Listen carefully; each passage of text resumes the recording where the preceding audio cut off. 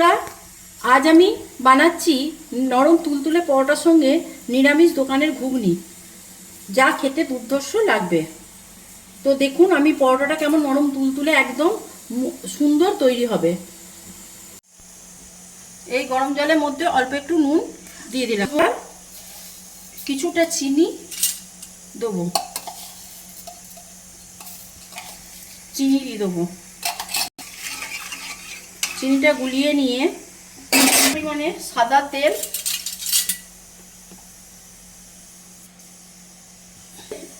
দিয়ে দিলাম।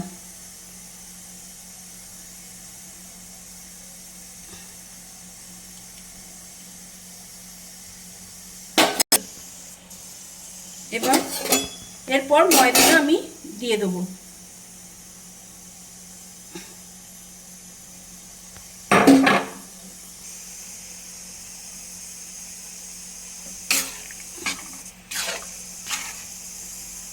এবং পাক দিতে থাকবো।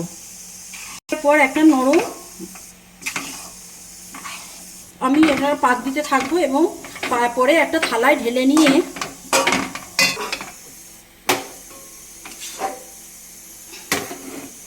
গরম অবস্থায় ময়দার পাকটাকে ঢেলে নিলাম, নিয়ে এবার আমি আস্তে আস্তে এটা মাখবো এবং মেখে একটা নরম, খুব নরম হবে না, খুব শক্তও হবে না, একটা সুন্দর ডো তৈরি করব। ডোটা মেখে নিলাম। দেখুন হাত থেকে আমার তখন পাতলা পাড়া হয়েছিল, এখন মাখতে মাখতে এটা মোলায়েম হয়ে গেছে, এত সুন্দর নরম পাড়া মাখা হয়ে গেছে। এবার কিছুক্ষণ আমি এটা রেস্টের জন্য রেখে দেবো। তৈরি করার জন্য কিছুটা তেলের মধ্যে কিছুটা সাদা তেল নিয়েছি, সাদা তেলের মধ্যে কিছুটা কর্নফ্লাওয়ার দিয়ে একটা মিশ্রণ বানিয়ে নেব।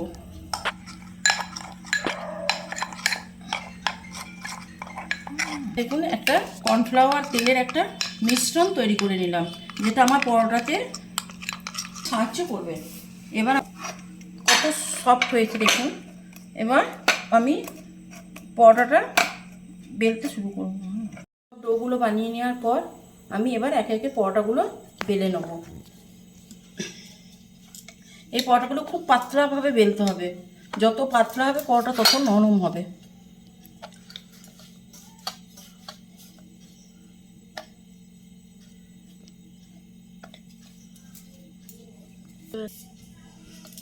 আমি বেলে নিলাম,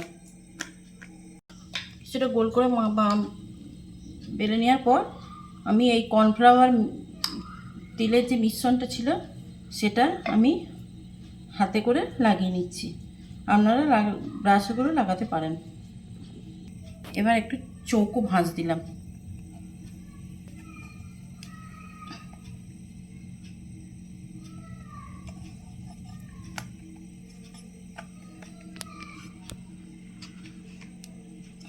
এবার আর একটু ময়দা বা কর্নফ্লাওয়ার দিয়ে বেলে নিলেই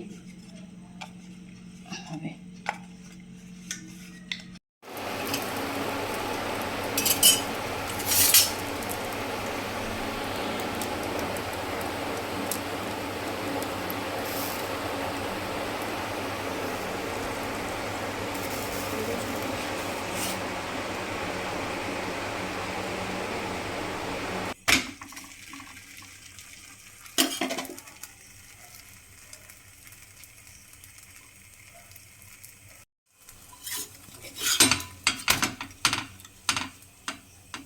করে তেল দিয়ে দিলাম।